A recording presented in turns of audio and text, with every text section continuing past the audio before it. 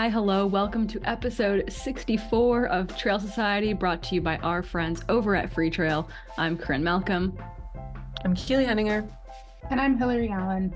And as you probably maybe just heard, depending on what Keely edits out, it's early for the PST folks over here in the dark days of winter. How are both of you gals doing?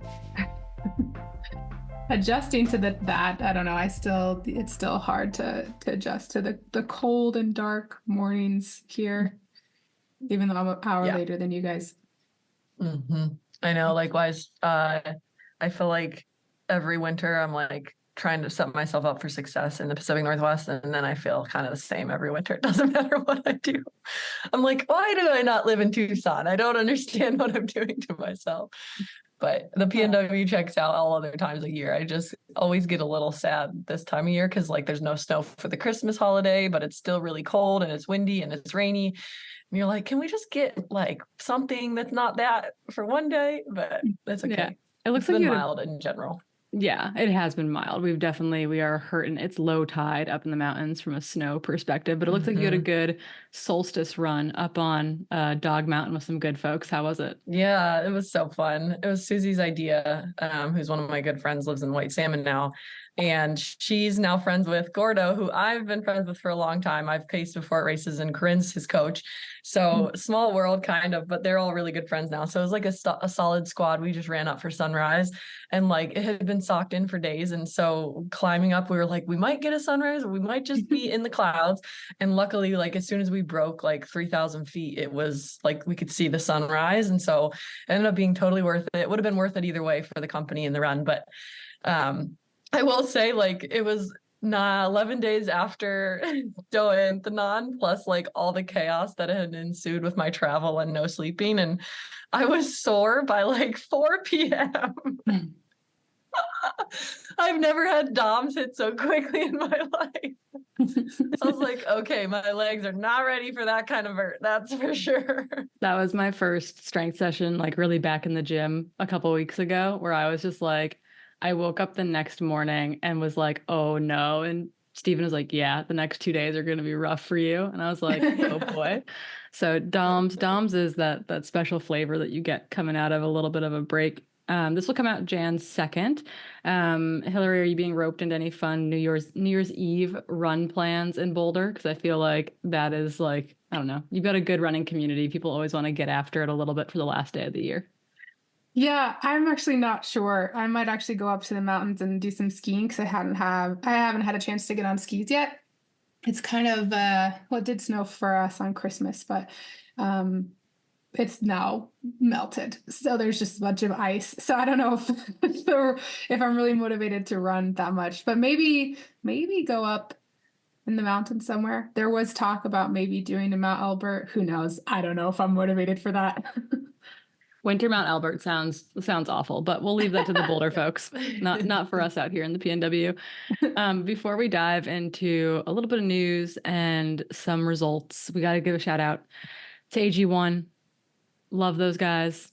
Again, we said that we brought our travel packs with us to the ends of the earth, to Cape Town and to Thailand just a little bit ago. And as you know, if you're a longtime listener, they've been with us for, I don't know, almost as long as the podcast has been going at this point, well over a year, almost 2 years, which is pretty darn cool. And we started drinking AG1 daily. Again, that's generally my pre-coffee or pre-black tea drink, just to get the day kicked off right. I noticed that I just felt kind of ready to take on whatever my day was going to throw me, akin to being a morning exerciser. You don't know what's going to come later in the day. You might as well set yourself up for a good start to how things are going to go. And again, that's because AG1 is a foundational nutrition supplement that supports your body's universal needs like gut optimization, stress management, and immune support. And since 2010, AG1 has led the future of foundational nutrition, continuously refining their formula to create a smarter, better way to elevate your baseline health. And so if you'd like to try AG1, you can head over to drinkag1.com/Trail Society.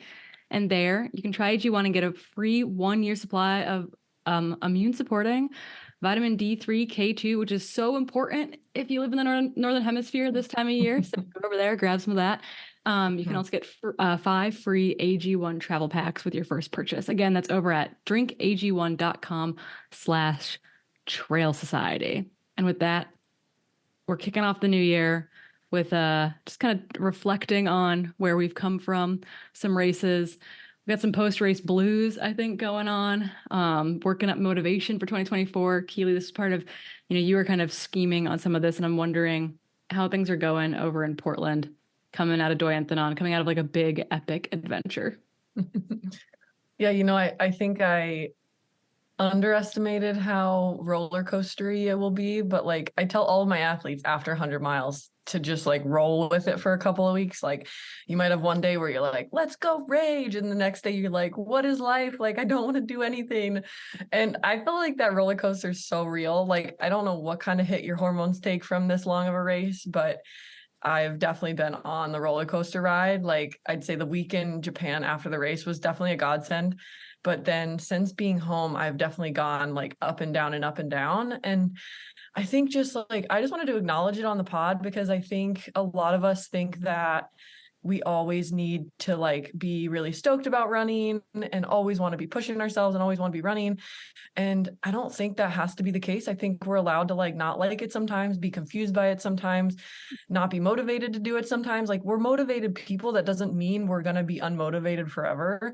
But I think like post 100 or post whatever the heck race you did, that's crazy. I think it's okay to like lean into those feelings and actually like let them happen and be like, cool, I'm totally unmotivated to run today. I don't have to go do it.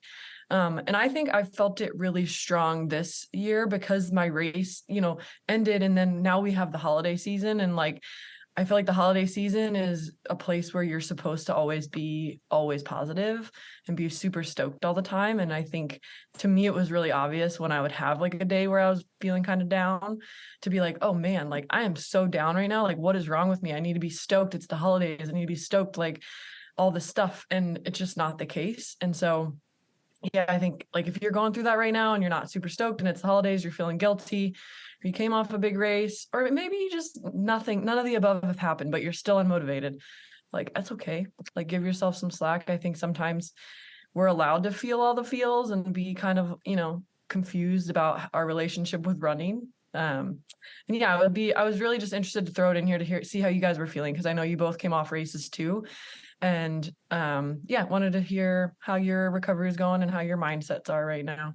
Yeah, I think it's interesting. And I think it's one of those things too where you are waiting almost for like inspiration to strike. And until inspiration has like come flooding back in, it's like, oh, I'm just gonna do whatever feels good for the time being. Like if that's a walk with my dog, great. If that's a run, awesome. But it's hard for me to be like, I don't know, I think in part since my like relationship with exercise has like shifted and changed over the years to a place where I mean, I used to be like an obsessive compulsive exerciser, where like I had to do X amount of time every week, etc. That was a motivator to get me out the door. Turns out I'm like healthier now. So I feel like this is a greater time of like reflection and like settling back into routines at home and not forcing it. I'm not like, oh my God, I have to go run 10 miles at Tiger today. Otherwise, life over, failed, etc. So it's more like some social stuff, some solo stuff, some getting excited about 2024. And I think as soon as I become really excited for the upcoming year and I kind of pick a like, okay, this is our like start date, or like this is when things are going to start really turning up, then it's like I feel refreshed enough to like hit the ground, literally running again, to get ready for that event. We've got a big trip to Japan coming up in January. So I think that's kind of what I'm looking forward to right now, going skiing for 2 weeks, kind of the back half of the month. And so for me, it's like I feel like training motivation will like be like, cool, I come back from Japan and I'm going to be like, it's time. Running is now. So I think that is also kind of like my mental timeline right now. Hilly, what about for you? I know you're in kind of off-season multi-sport mode right now. Yeah. I mean, honestly, I think it's not even just for 100 milers just to like have that. I think it's normal to have like a post race funk after anything, like even a 50K, even, like your first race isn't like distance doesn't qualify, right? Like anything that requires a lot of focus. And that's something for me, it's like, I've woken up and okay, this is my training. I have this goal for this race. And then when it's done, it's always kind of like, okay, like now what? It's easy to think on the next. I think one of the most common things, that someone asks you after a race is like, oh, well, what's next? And it's so easy to shift into that. But yeah, I mean, I've been having problems with motivation and, just feeling like super psyched one day, like Keely said, and then the next it's like, yeah, it just feels good to just drink some tea on the couch today. Like, I don't know if I even really need to even want to go outside, right? And it's like, which, we're all motivated people, but it doesn't, I think that's also very normal. And yeah, so I'm trying to like, yes, I'm motivated for next season. I've got some cool things on the calendar, but also just trying to enjoy the down moments because, yeah, when you need to push hard, and when you need to start actually preparing for these races, it's like I want to have the mental energy to do so. So yeah, I think it's actually really cool to normalize that because I think it's, I didn't have the most traditional season, at least for me this year, but still I raced a lot, even if it wasn't just running. It was still in some other way, shape, or form, and that takes a lot of mental energy. So it's really important to, at least for me, use this time of year to kind of have a reset. You guys have, well, I don't know, again, what did Keely edit out of this, but I know that I will be going to Chuckanut in some way, shape, or form in March, hopefully pinning a bib on there and hopefully doing some live podcasting, paneling it up in the PNW. And I think Keely wants to make an appearance there as well. I'm drinking out of my Chuckanut 2016 mug for those of you watching on YouTube. As I like look insane this morning. And then Gorge down in Portland and in Keely's neck of the woods. I'll be there, I think, to run the 50K and to hang out and once again do some. I'm told Dylan I'm gonna take the megaphone from him and just run around with it. And then I'm gonna go to Transvolcania, my international race. I know Keely, you were talking about wanting to go international this year because medical school will be starting for you in the fall and just wanting to like do some traveling ahead of really having to hunker down for a little bit with school. And I'm wondering if you've thought at all about what that might look like.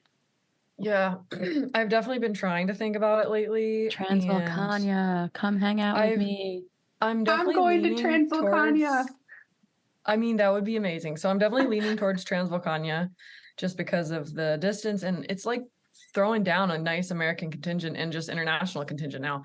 And I've always wanted to run it. Yeah, I think Helena Faulkner's going as well. Like, I think there's going to be, sweet. I think it's going to be a sick field. Brittany, yeah, I think my Peterson is going too. Brittany's going too. I think my Nice. current motivation is literally just for Chuckanut right now. And so I'm trying not to sign up for anything until I actually feel stoked. And so when I'm talking to like sponsors right now or just people in general, I'm like, hey, I could be going to Transvolcania or I could like pivot and really be stoked to do canyons. I don't know yet. Like I'm probably leaning towards Transvolcania, but I don't want to like put myself in that bucket until I'm like stoked. Yeah. And so, yeah, I mean, ultimately, like I do really want to erase stuff that I won't have time for. So I'm definitely trending towards looking internationally. Just kind of knowing that I need a little mental break from states and also knowing that my first year med school, second year med school, I'm assuming I'll be able to balance running and like study, but I mean, you never know, but I'm just like, if I'm going to run states, I think I could train for states while I'm in med school. Whereas like, there's no way I can train for Transvolcania or UTMB or any sort of international race while I'm in med school, especially those that fall during the school year. So yeah, those are kind of my thoughts, but yeah, I can't figure out what I want to do quite yet. So as I figure it out, I'll keep y'all posted, but right now Chuckanut sounds freaking awesome. So that is all I'm really thinking about at the moment. Heck yeah. And so Hilly, you mentioned Transvolcania is also on your list. So we could have the full squad at Transvolcania, which is cool. Super exciting. That's where I feel like you and I like really met and bonded. Yeah. there. Oh gosh, I still have that like flower jacket. I forgot, like we went up to like Pilar, like a high point on the Transvolcania course. And I was like with the Salmon Squad because I was like at that point sponsored by the North Face and the only North Face athlete there. So I was like hanging out with you and your team. And then it was really, as soon like it's crazy because it's like a tropical island, but as soon as you go up, it can be actually quite like bad weather, and it was kind of cold, and I like didn't have a jacket. I was not prepared, and I had this like I think I just come off the plane. I had this like floral jacket that I was like running in. It was so weird, but Corinne and I really great. bonded. Yeah, I drove up with like I think with Ida and Mimi. Mimi got car sick. It was a whole thing. Yeah. But yeah, that was our fable of the meeting. We got to go for back. Transvolcania, get ready for that early morning bus ride out to the lighthouse with the big vans. It's a car sick. It's definitely not fun. Now I'm like less motivated and more motivated. More motivated because Hillary is going. Less motivated because I get super car sick. Yeah, we'll figure it out. We'll get you some of those silly glasses, you know, with the like. I know I've never tried them, but I feel like I should because Dramamine just makes me out for the count. Yeah, let's do it. Okay. One of the reasons I chose Transvolcania is just because like that I used to do that a lot with. It was on the Skyrunning World Series, and I've done the race 2 times. But it's amazing. The atmosphere. Oh, everyone loves Hillary there too, and she'll just like everyone loves you there, and well, it's because I speak they'll Spanish. Bump into Spanish, yeah. So actually, Yeri Gonzalez, he's like, I emailed the info, and then he's like, oh my gosh, do you remember me? He just like responds in Spanish. I'm like, oh, this is gonna be awesome. Okay. Yeah. My Spanish, not so good. My Japanese, getting really good. My Spanish, not so good. Okay. Keely, is there anything else that you want to add to that, or should we bump over to some kind of cool news on our front? No, I think I'm feeling pretty good about my answer. Sweet. Well, we headed into the end of the year feeling really charitable and wanting to give back to our communities, and we've figured out some ways to do that is like very normal, and then some ways where we're like still working on some creative stuff behind the scenes that I don't think that we can talk about yet, but we're very excited for. But one thing we did before the end of the year is we each picked a charity that we wanted to donate $1,000 to. That's where your sponsorship dollars are going, folks. They're going to charities. But we each picked one. Hilly picked Girls on the Run Rockies. I picked Bras for Girls. And Keely, you picked the Forest Park Conservancy, kind of ones that were either near and dear to our heart or local, et cetera, ways that we could give back to the broader community, but also maybe the community right in our backyard. Hilly, I'm wondering if you can kick us off here with Girls on the Run and Girls on the Run Rockies in particular about wanting to give to that organization. Yeah, so I think it's impactful to donate to local community. And the reason I like Girls on the Run is because it's something that we've always talked about on the pod, like how do you make an impact to girls staying in sports throughout the duration of their life. And this one's particularly has like some programs that start young, right? And I think the reason it's my favorite is because it combines kind of like the emotional piece and the physical piece of running and what that looks like. So they provide mentors and basically it's super fun. They're fun. They're exactly. a fun org. I've run with them up in Bellingham, and we put on a bubble run 5K for Girls on the Run Bellingham every year with the Bellingham Distance Project, and it's super fun. And it's really cool to be able to, I think at some age, I've read certain articles about it, like where sports should be just for fun and it shouldn't be like for training or for like this serious thing. And I think that it helps people stick with it for longer. In fact, like, I didn't really have this Girls on the Run program when I was younger, but I had this like, it's called the Cruisers. I posted a photo on it like ages ago on Instagram. But it's something that was just like this fun running group that we would do. And it had these amazing mentors. And I think this is kind of the equivalent of that, like keeping running for fun. And it's kind of at a pivotal age where, there's maybe different stigmas or expectations for young girls and what they should do. And this kind of challenges that. So the money that we're donating, this will support 5 to 7 girls for the season. Yeah, it's super cool. Those and it's elementary school age kids, and it's just girls, and it's really a great, they're cool programs to get involved in, and they have chapters everywhere. Like there's likely one at your local elementary school that you can get involved in if you're listening anywhere in the U.S. So go check that out. I chose Bras for Girls, which is based in Seattle, but is a nationwide organization. And they actually, I think their first partnership was in Oakland, California, with another partnering with a local organization there. And essentially, Bras for Girls donates new high quality sports bras and breast development education booklets to girls in need, ages 8 to 18. And recipient programs includes sports teams, school programs, community programs, and other initiatives that elevate girls' access to sport. And so the $1,000 donation there will provide 67 new sports bras to the programs. And kind of their mission is this idea that nationally only 20% of girls engage in at least 60 minutes of daily physical activity, which is at like significant lower rates than boys, and that girls' participation in sports drops off significantly between the ages of 10 and 17. And so simply intervening with appropriate sports bras, along with normalizing body development, can really change a girl's ability to feel comfortable staying in sport longer and hopefully continuing with lifelong movement. And so it feels good to send that donation over and know that many, many sports bras will be going to girls locally in need, but also across the country, which is super cool. Yay, bras. Keely, what about you? Backyard program over there. Yeah, I was torn between some of which to donate to, but ultimately I chose the Forest Park Conservancy, because it's my backyard trails. I run on them pretty much every single day, if not twice a day, with dogs. And my good friend is currently the interim executive director, and she'd been like chatting with me about how the Conservancy wasn't doing too hot and all this kind of stuff. And, I really wanted to support them because they assist in the maintenance of all the trails, and their goal is to like not only maintain all of them, but like help restore some of the trails of Forest Park and keep the park like super clean and relatively safe, and also protect like the natural habitat.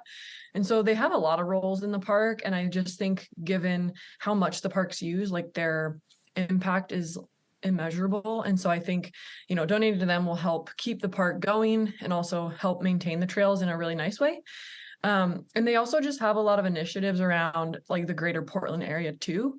And so they're just trying to figure out how to, do some programs and stuff that will also have the impact on not only Forest Park, but also like other local trail communities and local forests. And so I just think in general, as a trail runner who uses the park every day, it just feels really good to be able to give back to them so that we can actually, preserve the park and maintain all of those trails. Sweet. Yeah. And trail access for kind of all in the Portland area falls into that bucket, which is pretty cool. So sweet. Donations have gone off. We're working on some other initiatives that we'll hopefully be able to talk more about, maybe even on the next episode. But yeah, we're trying to figure out creative ways to give back to our communities, both locally and abroad. And felt good to send those end of year donations into programming near and dear to all of our hearts. And we'll link those websites in the show notes. Consider helping out someone in your backyard or a national organization as we head into 2024.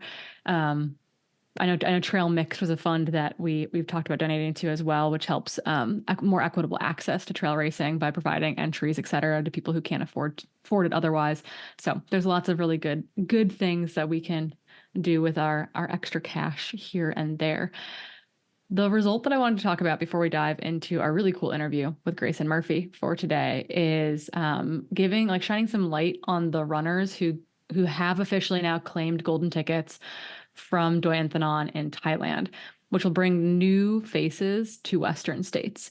Because actually it rolled down to fourth in the men's field, which is kind of cool, because actually rolled past individuals who have been at Western states to a new name, which is cool. So on the women's side, it was Lin Chen and Anna Lee, who actually finished 10th and 11th overall in the race. They're both Chinese athletes.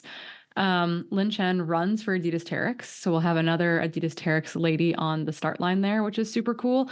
And I actually couldn't figure out who Ani Lee was sponsored by, if anyone. So kind of curious. I don't think she had one, but yeah, Okay. Reach out if you know she does. But her kit seemed a little sponsor agnostic. Yeah, Esther Chillog might know, so we'll reach out to Esther to see if she's got any more details behind the scenes. She's got a really good her thumb is on the pulse of like the Asia race community, because most of these athletes again don't race outside of Asia. They'll race predominantly in China.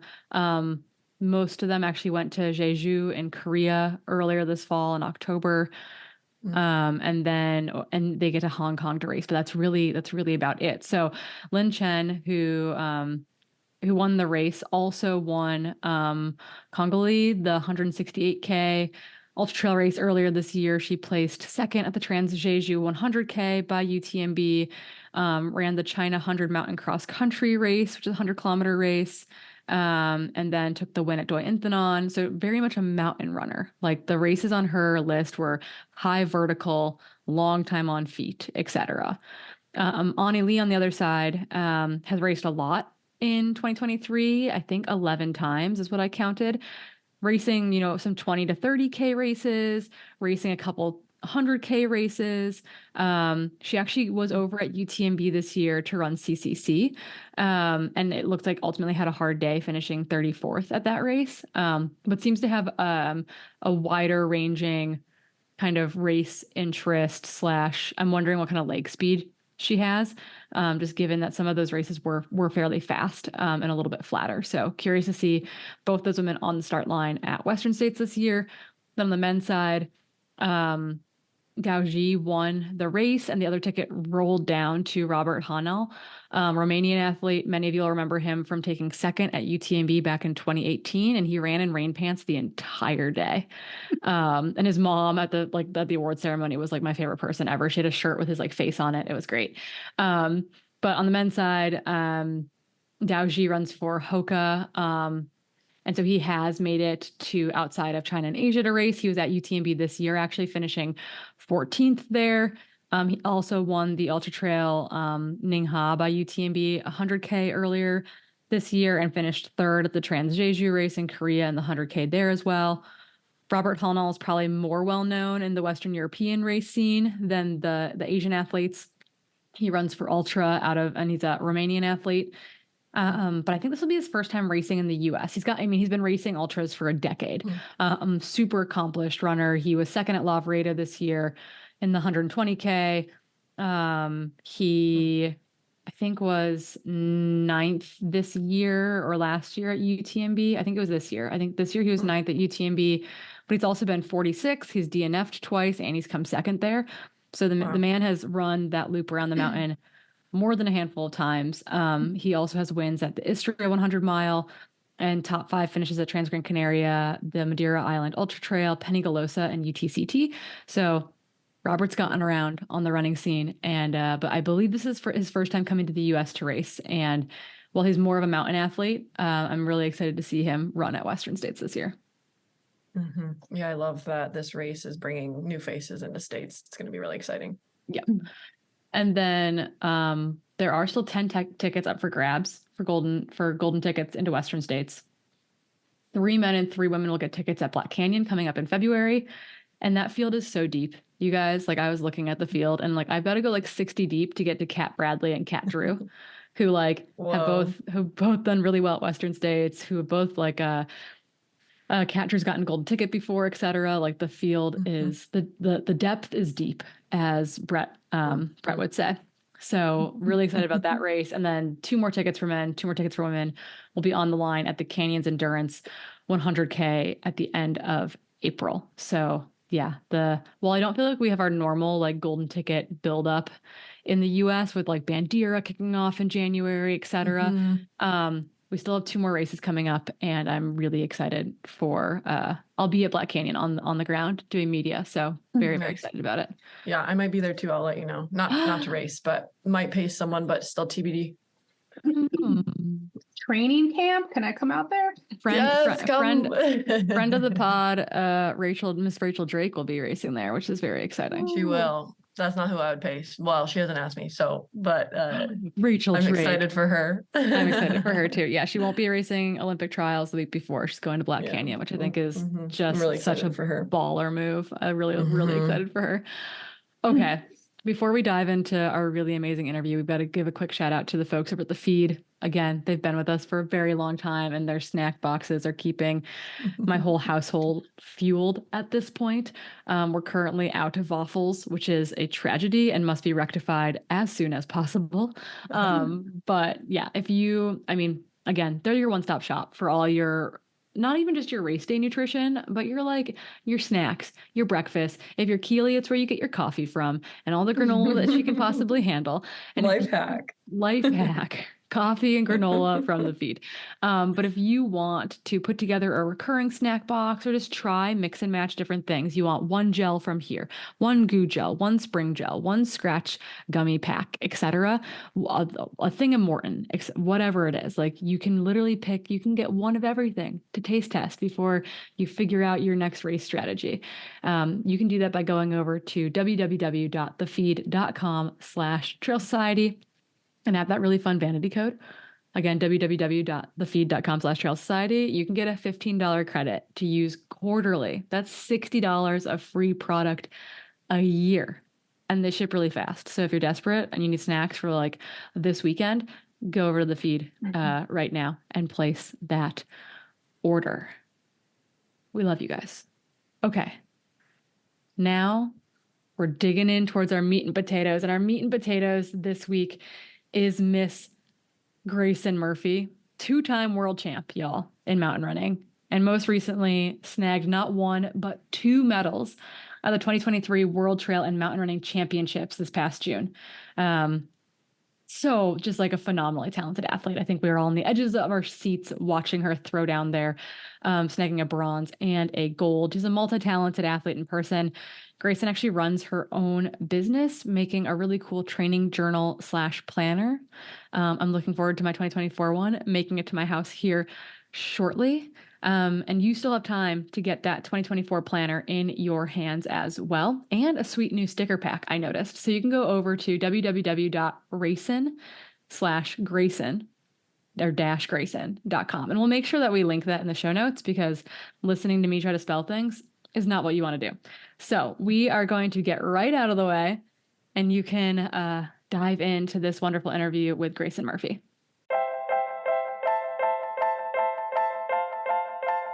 Hi, my name is Grayson Murphy. I am a professional runner on lots of different surfaces, and I spend most of my time in Flagstaff, although I really live in Utah and Montana too. And I have a little side business, a cat named Cusco, and my fiance is a professional athlete as well. So that's we have so much to talk about, and we're going to hit all of those points for sure. And I think in the first couple questions, but to get things kicked off, well, a lot of our listeners will know who you are. We can't assume that everyone knows everyone. And so I do want to give just a little bit of background on you.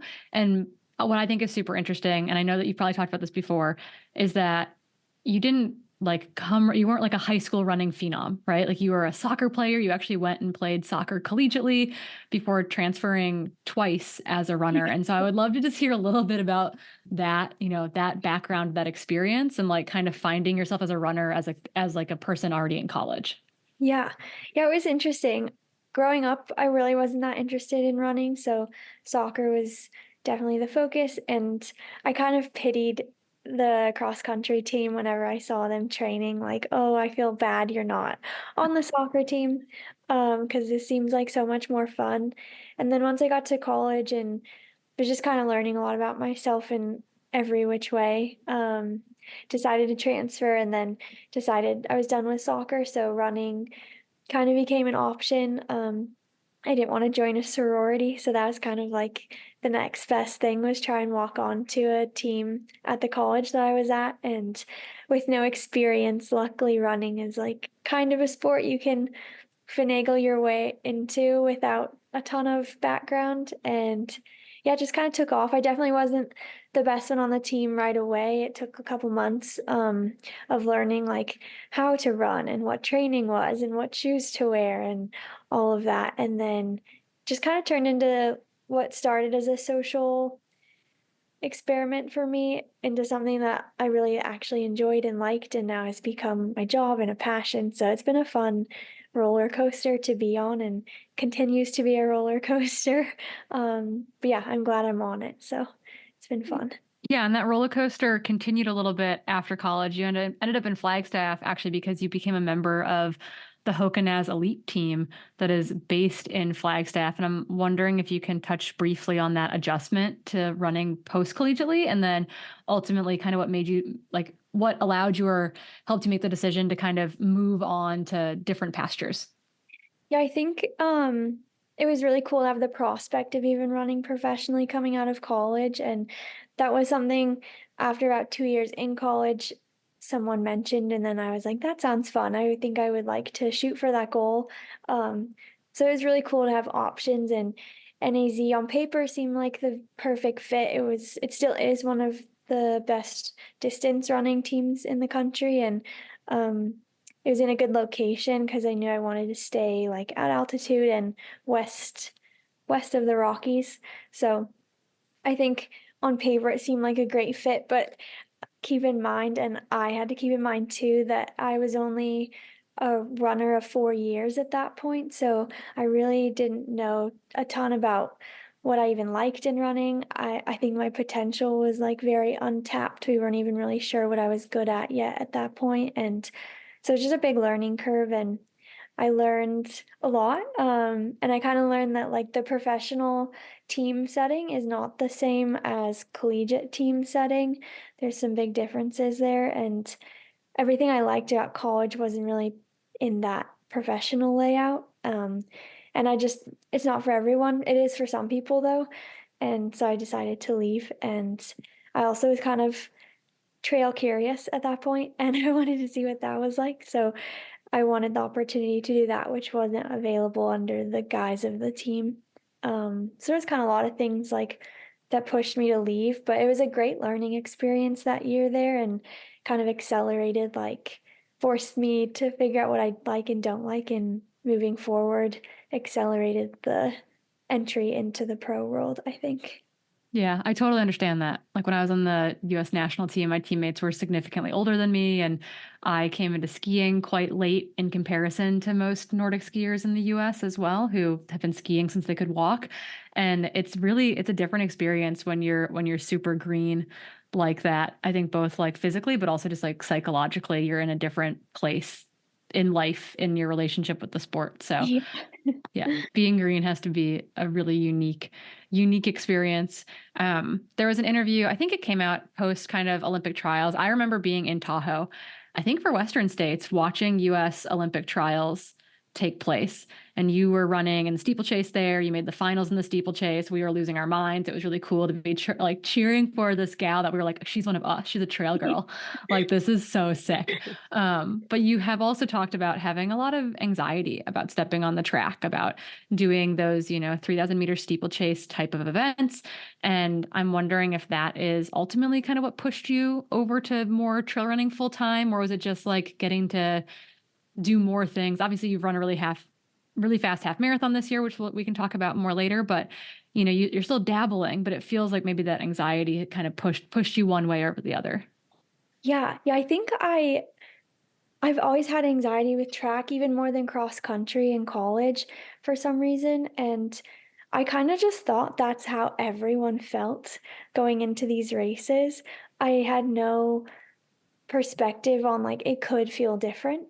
And I did my first trail race, which was Cirque Series. Shout out to them. They're going to be a US champs next year. I But saw that. That's so I'm cool. so excited. I've cool. been pushing for that for like 4 years. But yeah, I did that race, and I was like, oh my God, I had so much fun at this race. And I didn't even know that that was a possible feeling to have in a race. I thought it just had to be this really hard thing all the time that wasn't enjoyable, that made me want to go hide in a porta potty.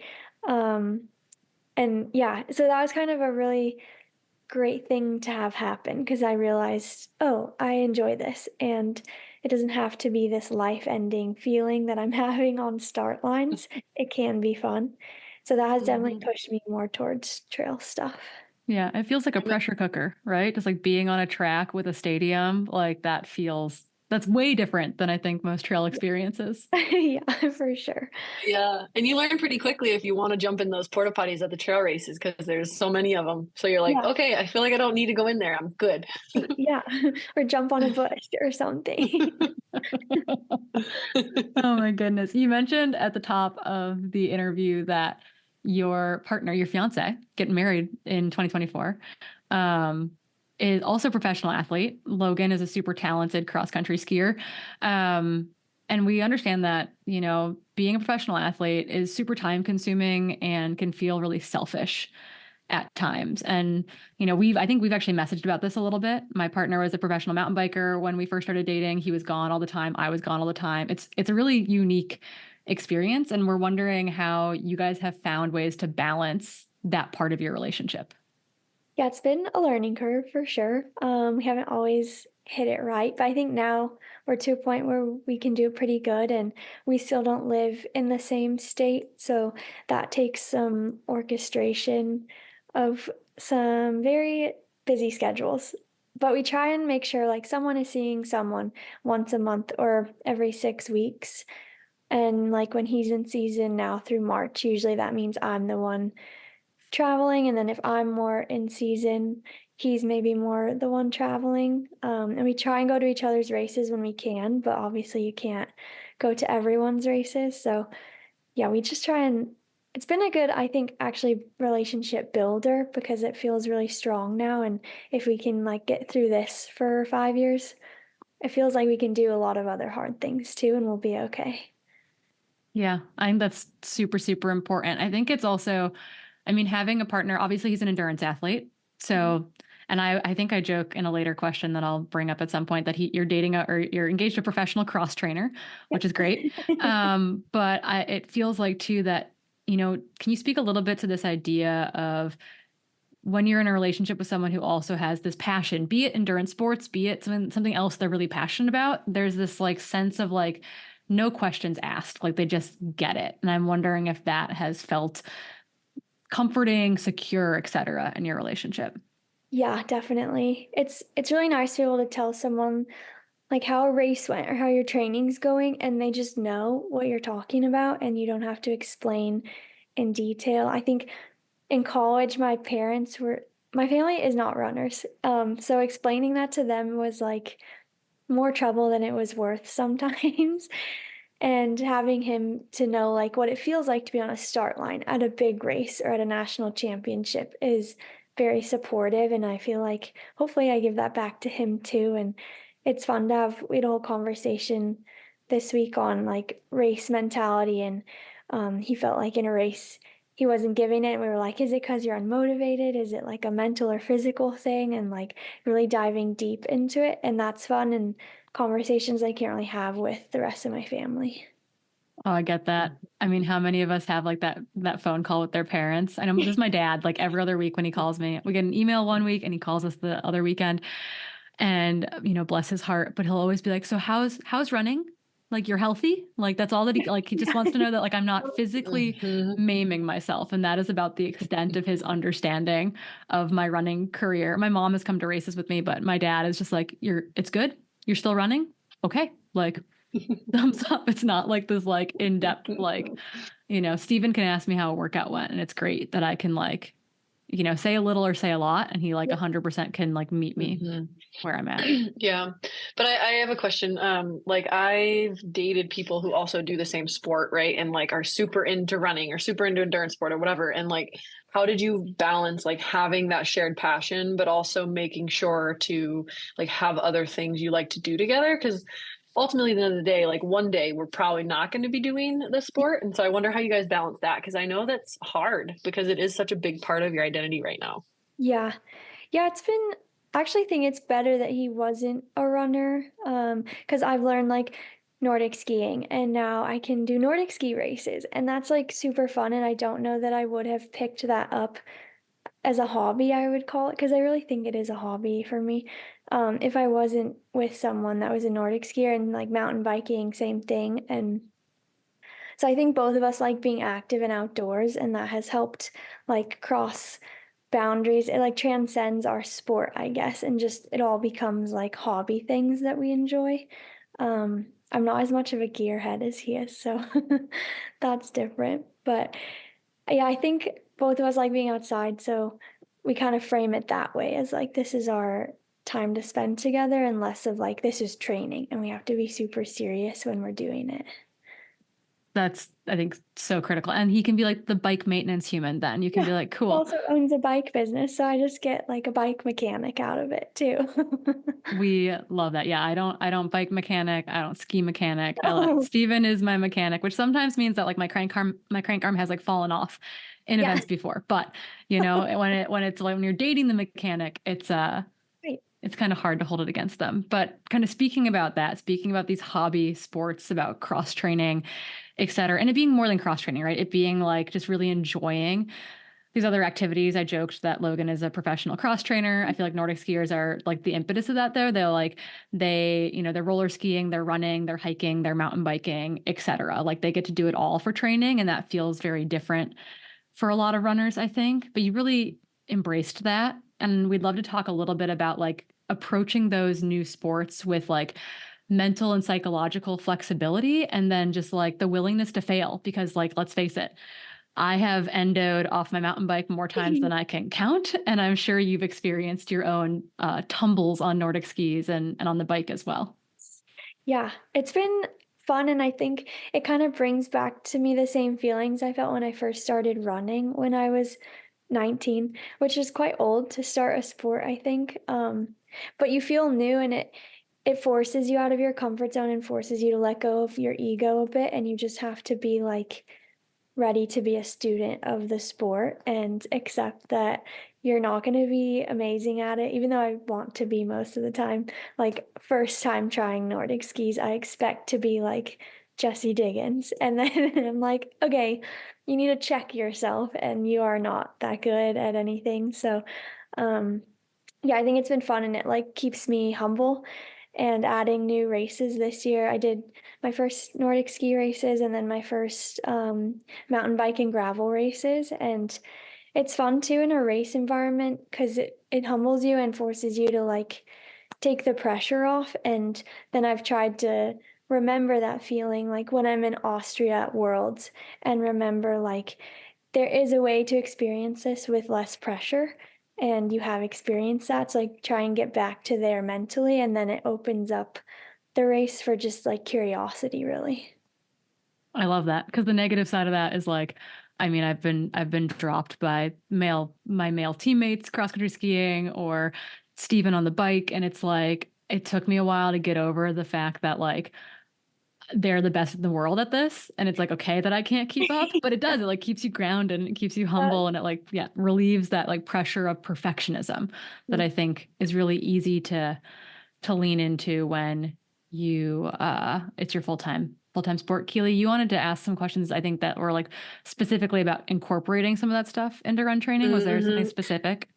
Yeah, I just think like obviously you threw these races in like not during a time where you weren't running, at least not to my knowledge, at all. So like I was wondering how you balanced training for running and still feeling like you were getting running miles under your belt and also training for these different sports, and how you like recovered from them and made sure you were still okay to run and stuff like that. Yeah. Yeah, I think I looked at most of them as like supplementary to the running training. So if I was like training for the bike race, it'd be like, can we do a couple doubles this week that are mountain biking or gravel, depending on the race? And then we tried to put the races right after the week after a running race. And then that week after was like my down week, where I wouldn't really run much at all, and I would just mainly do whatever cross training race I was going to do that week. So it's like a forced, mostly mental downtime, but also giving the body a break from like pounding on running. And I thought it was a really good way to like keep the stress levels lower, but also keep me excited about training. Because then once I did the bike race, I was like excited to start run training again more fully. That was my coach's design, so he can get credit for that one. But I think It's it worked smart. well. It's super, super smart. I know that Keely spends a lot of time on the bike post race as kind of that like mental and physical break too. I know Hillary does the same. Do you find that, you know, there are physical benefits beyond the mental, like the psychological benefits of getting that kind of recoup time? I think so. I think specifically with some of the harder or road races, the pounding can be pretty brutal. In the half, it wasn't terrible, but I have had a couple of road races where I'm like, I could use like some not pounding for a couple days because the legs are feeling it. And then with the trail stuff, I think less recovery, but more with like climbing. I think it uses similar muscles, especially to mountain biking. So I felt like that was a good training tool, where if I don't want to be climbing on foot all the time, I can simulate that climbing on the bike, and it translated really well. Yeah, I think you mentioned that half marathon, and we haven't actually talked about it. We've talked about it actually without you here. We when it happened, we were like losing our minds in our little results section. We were like, Grayson Murphy with the fastest ever half marathon in full tights, we're pretty sure. Can you tell us a little bit about kind of, I mean, talk about like adversity and like going for this like really fast time to qualify for the Olympic trials marathon in a half, but like on kind of a funky course, actually not that far, I think, from where I'm sitting in Seattle, kind of a funky course, pretty horrendous weather, like no field. Like, tell us a little bit about like, in my mind, that has to be confidence inspiring though, too, to like take on all that adversity. Like, tell us a little bit about that race and like what you learned from that experience. Yeah, I learned a lot. We set it up. My agent just had an opportunity for someone to kind of be an ambassador for this race. And then he asked, and I was like, well, if I'm going to do it, like I want to get the OTQ because I don't know if I'll have another chance to run a half based on my race plans this year. So I'm going to run a half, like I want to do it well. So that's kind of why we did that. And then, yeah, the course was funky. It was an out and back. There were a couple like 180-degree turns and on and off curbs and bike paths and weird gravel portions. I'm glad I was a trail runner in that race because I needed it. And the weather was quite horrible. I was in, like you said, long tights, long sleeve gloves, and it was raining and windy. And then I did have two male pacers though. So I think they were like a godsend because I don't know if I would have been able to do it without them breaking the wind, especially on some of the bridges across the water. So I learned a lot. I learned that it kind of like being a new person in a new sport, it takes a lot of the pressure off and the expectation because the weather is so bad and the course is so strange that it would be more surprising if I did do well than if I didn't do well. Which kind of in my head was like, okay, so that takes some pressure off and we'll just go try. And if we don't get it today, then not all of that was my fault because I think we're all in agreement that there's like a lot of funky things going on here. Um, and it's been nice to kind of take that forward. And then with the road stuff in general, it's confidence inspiring to see that even after like a big injury time and trail block in 2022, I was still able to do that early 2023 and then put that back into fitness, back into like trail stuff in May and June. So I promise, Keely, this is my last like off book question. And then I swear I'll go back on script. But love the off book. It's fun. Okay, good. The off book's amazing. But you said something about, and this carries through to the skiing stuff and to the mountain biking stuff. And it's this like the pressure being removed when you do sports that are maybe a stretch or outside your wheelhouse or not your main thing. In contrast to that, though, like you returned to Worlds this year after kind of an extended absence from Worlds because Worlds was delayed with the pandemic and then your own injury cycle. You get back to Worlds this year for the vertical and uphill, downhill, and you're a former world champion, right? Like you are a known entity. You are a favorite for the race. You are. It's not this thing that you're doing on the side, quote unquote, for fun. Like it's your thing. Like tell us a little bit about stepping into that arena and how you deal with probably both it's internal and external comparison and pressure to like be on and perform well in that environment, because that is a stark contrast to jumping into a Nordic ski race or a mountain bike race. Right. Yeah, I think kind of in a weird way, the being humble gives you like a little bit of confidence too. And going into Worlds, I was like, great, finally, like a race course that's suited for me, and finally, like good weather, and finally, like all these things are lining up where I've been dealing with like the half, pretty much everything not being ideal. And I think like the VK too, I wouldn't consider myself an uphill specialist, so that was still like a little out of my comfort zone. And then when I got to the up down, I was like, finally, like a race for me this year that I can do. And That one was kind of a weird course too, which I actually was like, oh, this kind of plays to my hand maybe more than a lot of the people in the field, which was kind of nice. But I think more than anything, I was just excited to finally be on the start line after waiting so long to get back there. Mhm. That's mostly what it. Yeah, and I'm gonna go off the cuff now too, real quick, just because you prompted something in my mind. But I know in previous podcasts, and this was really interesting to me, and you kind of just segued to it. You've discussed success not just as like finish line results. And it sounds like to me like that's why this year's Worlds was so meaningful, is you were so excited to get to that start line because like the journey had just been so amazing. And so how did you develop that mindset? Obviously, like I would assume it's not the first mindset you developed as a runner where you were like so like obviously like over results. So you were like, no, success is just being, on track and getting to the start line. So like what kind of trick like changed your mind from being like, success is when I win this race to success might be something totally different that's not dependent on the outcome, but it's more representative of like the journey to get there and the getting to the start line and all of that? Yeah. I think two things. One was like the postponements it was like going through a lot of disappointment, like every year of it getting postponed after COVID and then getting injured. And it was like, oh my God, like I just keep getting my hopes up and they keep getting squashed for this. So just getting there is going to be a win. And then two, I think I remember a race, it was right before I left NAZ and I PR'd by like a minute in the 10K on the track and ran pretty fast. And I finished the race feeling horrible, like didn't want to be there. That wasn't even fulfilling. And I realized then, like, oh, just because on paper this should be a success. If I don't feel fulfilled doing it, like something's wrong and that needs to be looked at. So I think that was kind of the real beginning was 2019 and having that happen and realizing like I need to define my own success because obviously that wasn't a success because I'm not feeling very successful right now. I'm just feeling like sad and depressed about it. Mm-hmm.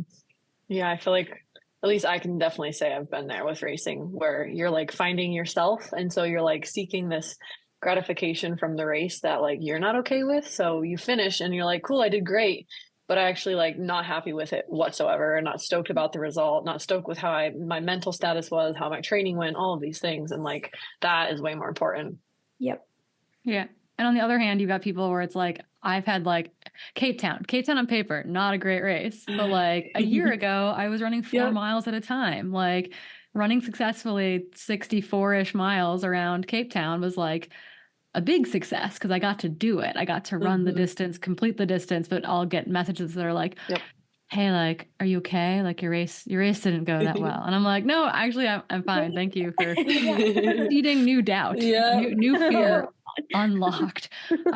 Totally. That's how people keep saying it about Thailand too. They're like, oh, sorry it didn't go so well. I'm like, yo, that was a shit show and like not much I could have done about it. So I think it went quite fine. Yeah, letting people's opinions sway you.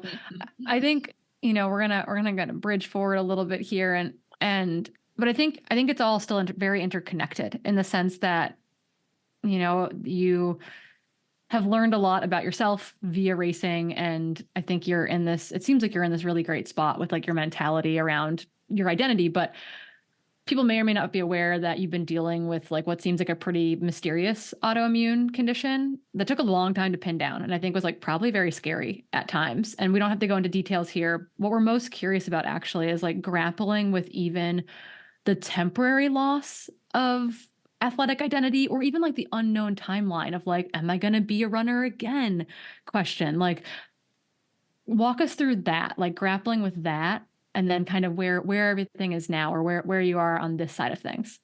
Yeah, it was very scary. I think at the beginning, like we just kept thinking, is it COVID? Even though I never had COVID, like maybe I just didn't know. Like, is it this? Is it that? Is it overtraining? We weren't sure.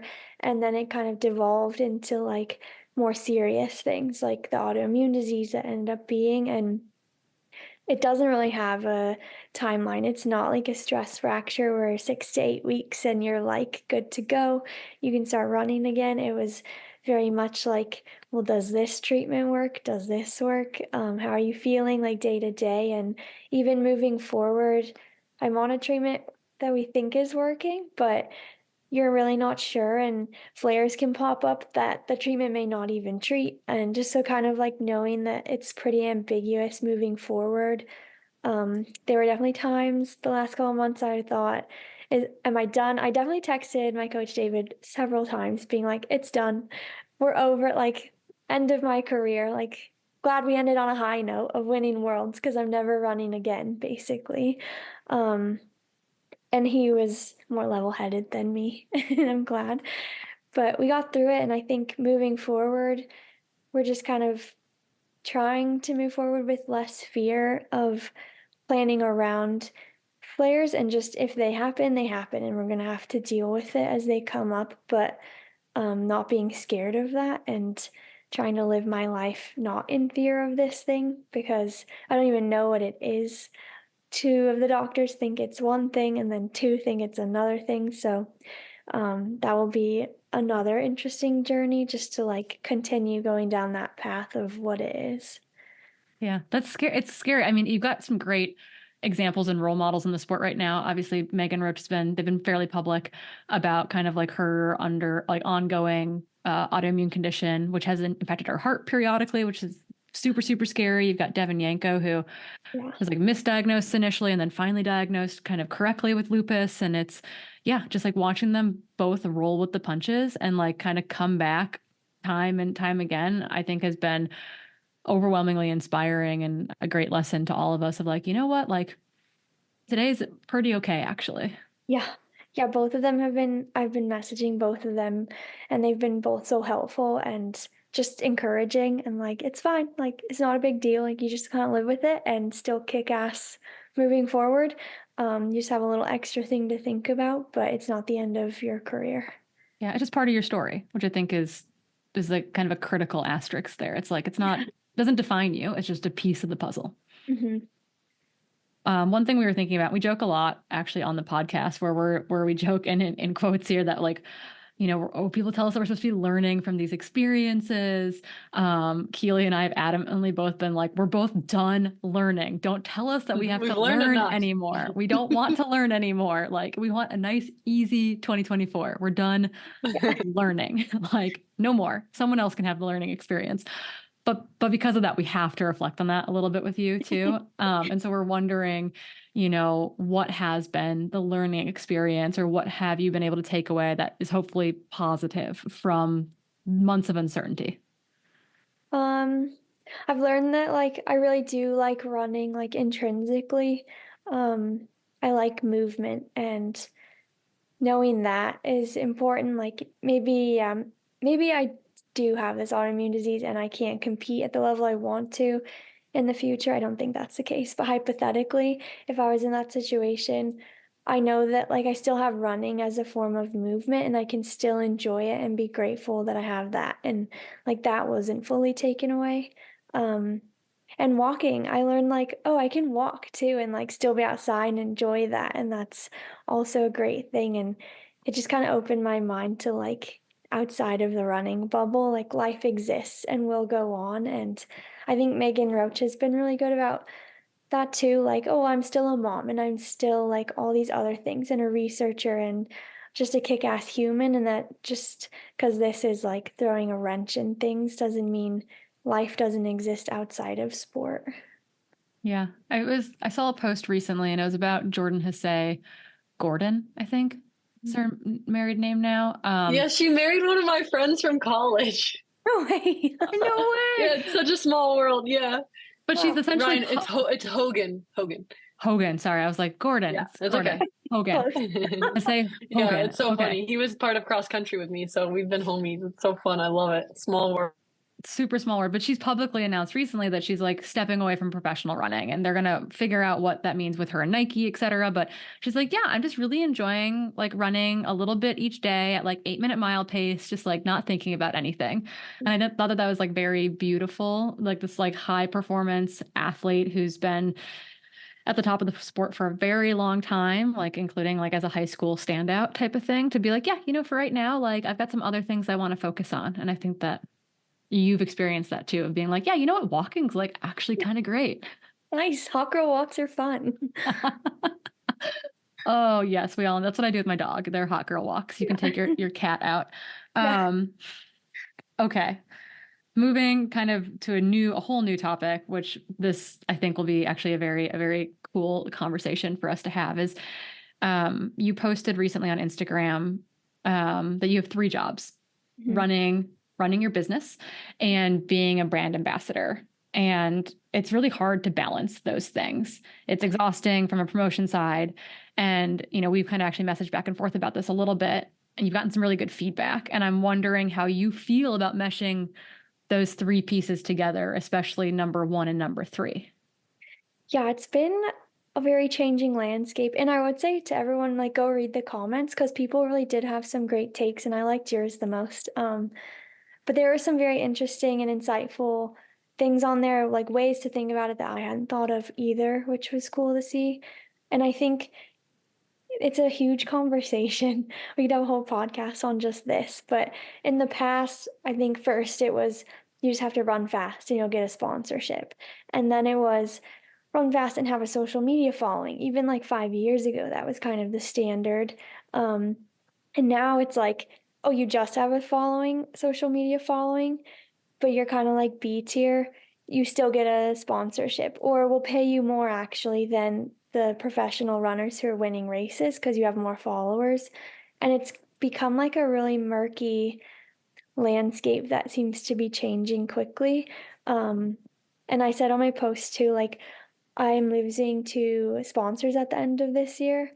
And like I won Worlds, I won 2 US championships. And so it doesn't seem like the value of high performance is being acknowledged, and they're more interested in like, how many likes did you get on this? How many views did this reel get? And in my opinion, I want to be sponsored first because of results. And second, if I have a platform, we can use it, but I'm not there to like peddle products. I want it to be authentic, and I don't want like my worth to you be based on how many views I'm getting if I'm winning races, because I'm still training. Like most of my time is put into training to win races, and then I'm not getting paid for it. So it's just kind of like backwards, I think, in a lot of ways. It's the ambassador marketing mentality that all athletes are like kind of forced to fall under. I lost a sponsor, or walked away kind of mutually from a sponsor last year because of well, people aren't using X, Y, or Z discount code from you. Like they're not using your vanity code. And I was like, when we're like forced to push out this like canned, like use this discount code, or if like it's obviously inauthentic, or like it's really hard to make it feel authentic. And so like, do you think, and maybe this is like reflecting on the comments on your post, and this is what I got at in my comment on your post, was like, you know, people want to invest in people. Like we have stories that are valuable beyond like canned marketing jargon. Do you think that the sport, or that sports marketing, will evolve to a place to move beyond the ambassador marketing model and mass posting campaigns to something that feels more genuine? I really hope so, because it scares me to think of the alternate universe of that, where we don't go that way. And like, where does that leave the professional running field as a career? Like, will there be no money in it because no one wants to pay people to win races? They only want to pay you if you get social media followers.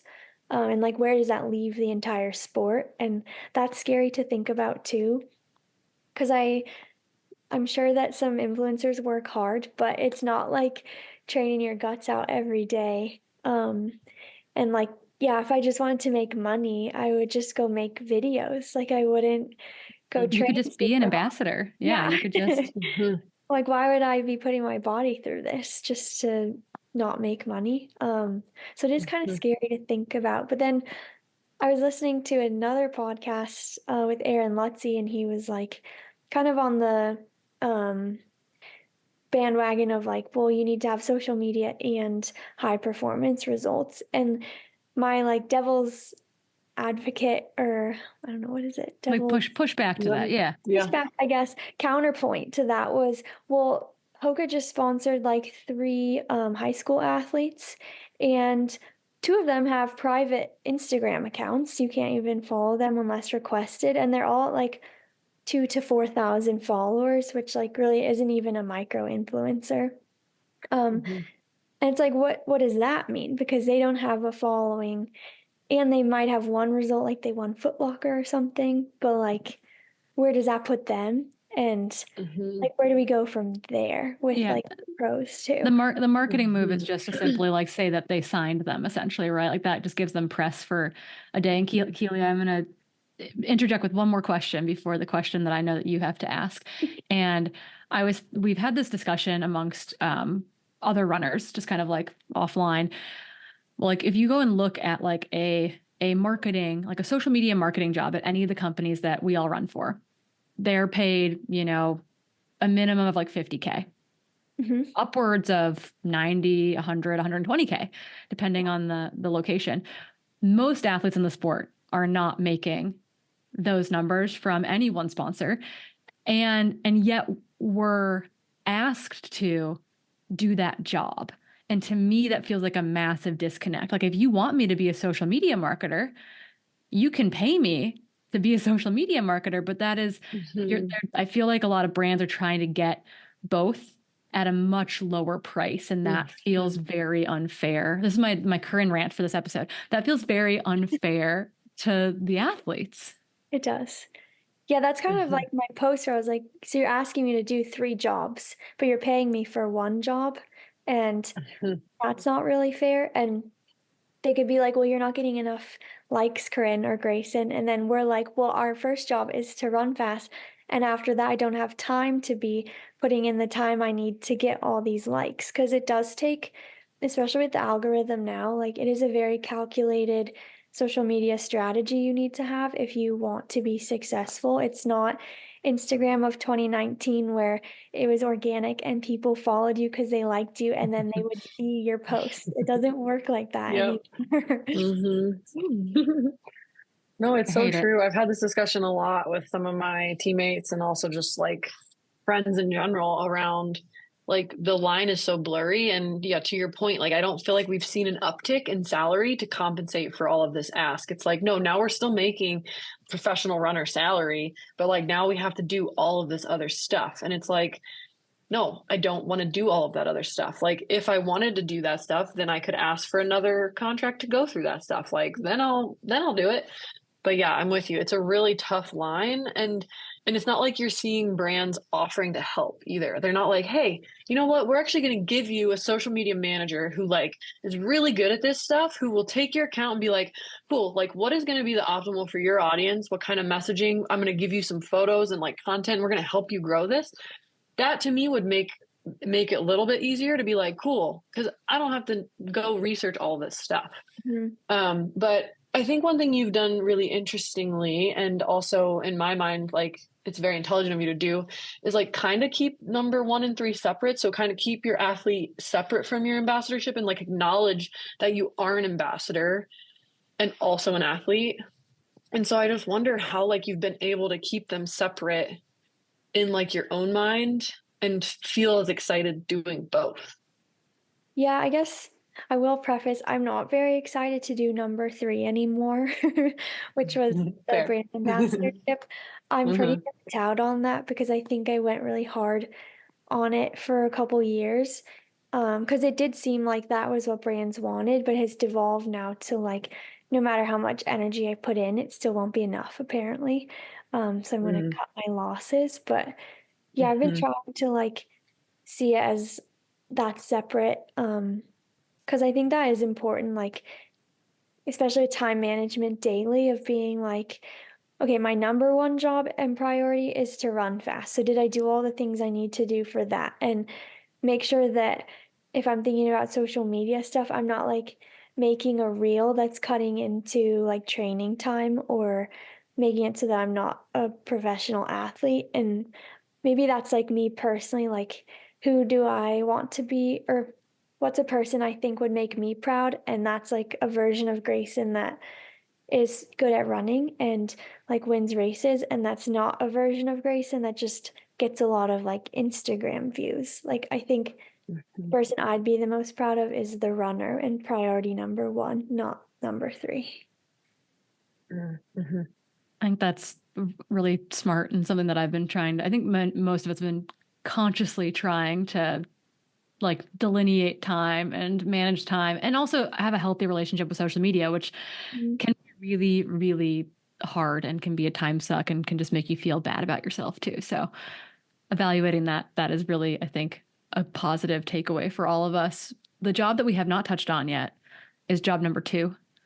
And I have got it in my notes as Grayson Murphy, the MFN CEO. Yeah.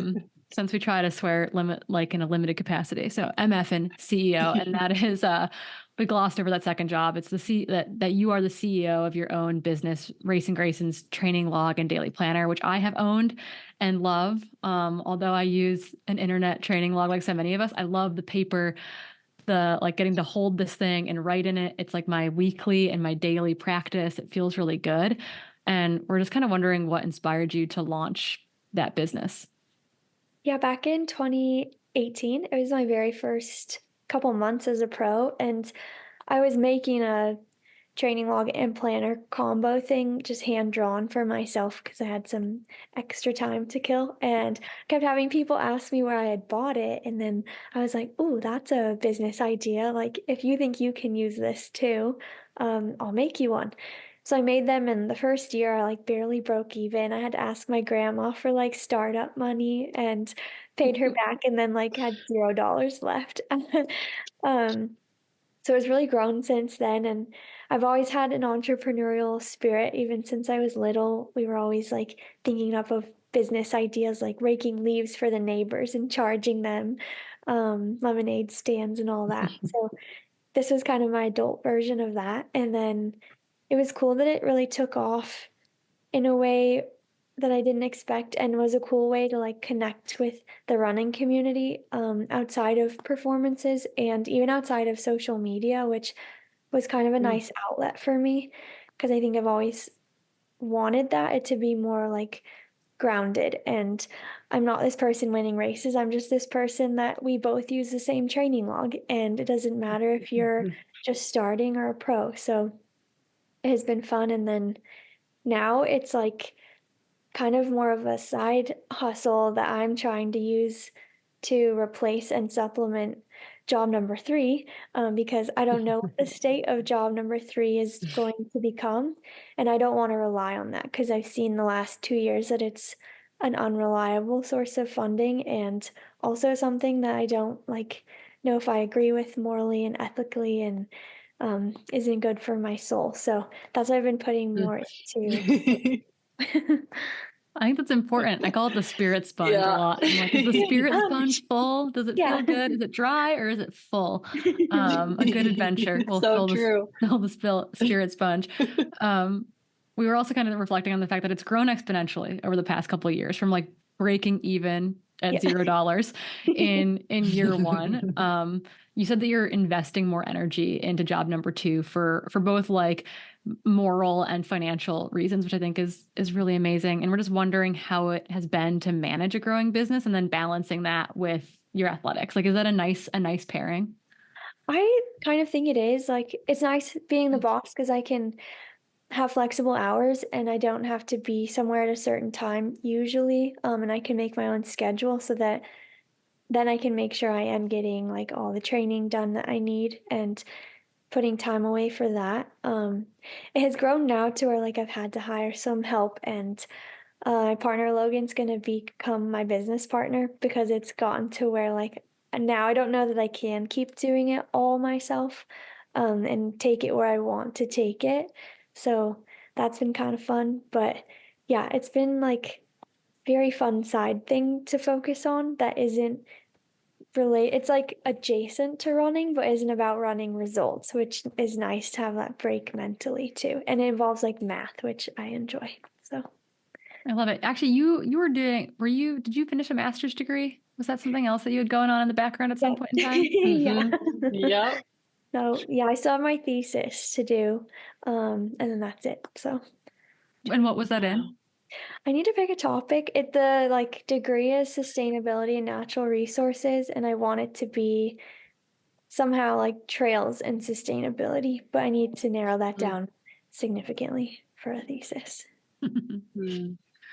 Oh, Okay. so fun. Have you heard of Dakota Jones grassroot?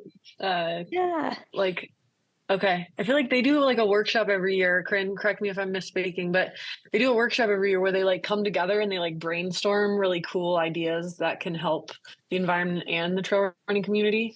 Could be like a cool way for you to like meet people in the space and also get ideas. Amazing. Yeah, Footprints is the name of the That's it. organization. Yeah. But He's yeah, back in Salt Lake now yeah, too. he's in Salt Lake. Peyton Oh, Thomas, there you who we've go. had on the show, is one of has like worked alongside them at Footprints as well. Okay. In my notes, we've got some final questions, and I labeled one as serious and one as silly. So we'll start with the serious one and then we'll get silly to finish up. And so the serious one said, what's something you know now at the end of 2023, heading into 2024, that you wish you knew a year ago? That the year won't go how you expect it to. And that's okay. And that will be okay. Yeah. There are a lot of things not on my 2023 bingo card that Yeah, came up at the last minute. Yeah. Who called that? Oh, well, when this will actually come out right at the new year. It'll come out, I think, Jan 2nd. So people will be into embracing 2024 energy at that point. So the silly question I have for you is, will we see the space buns in 2024?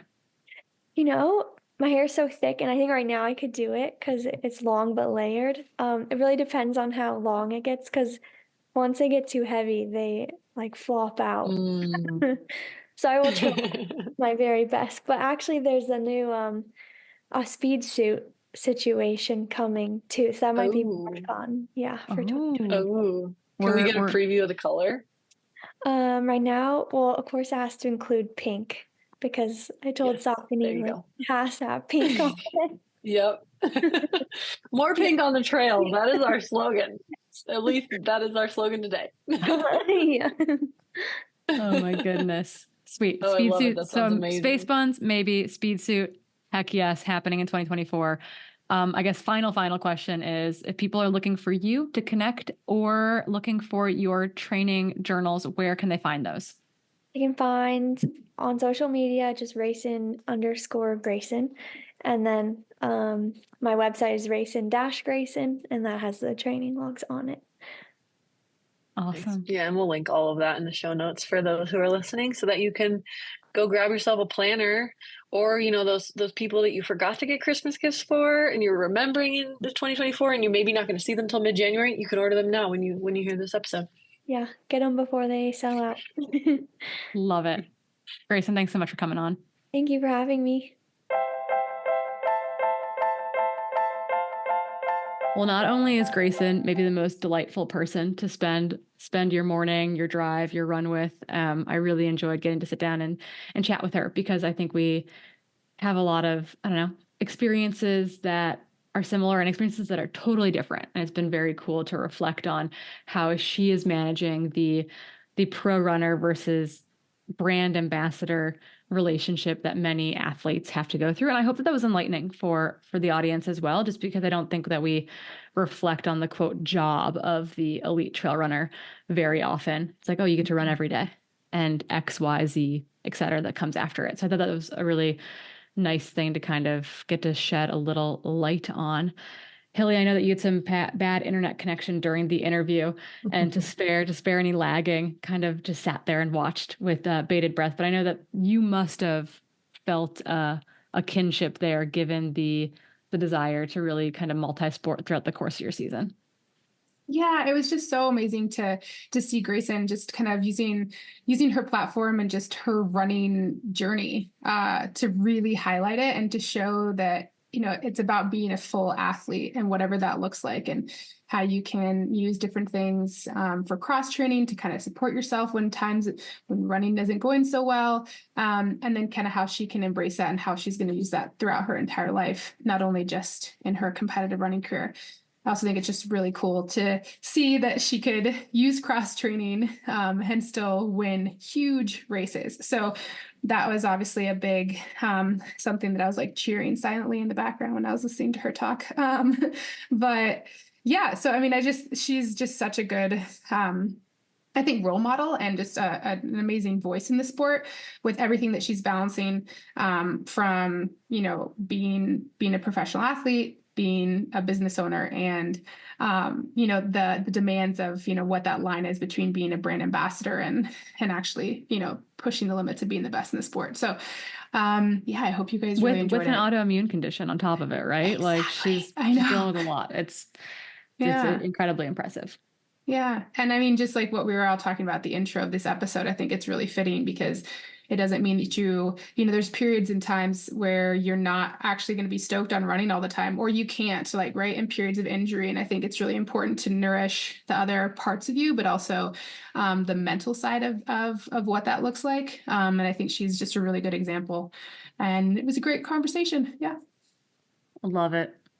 Keely, you've got some exciting society slamming to do, so why don't you kick us off?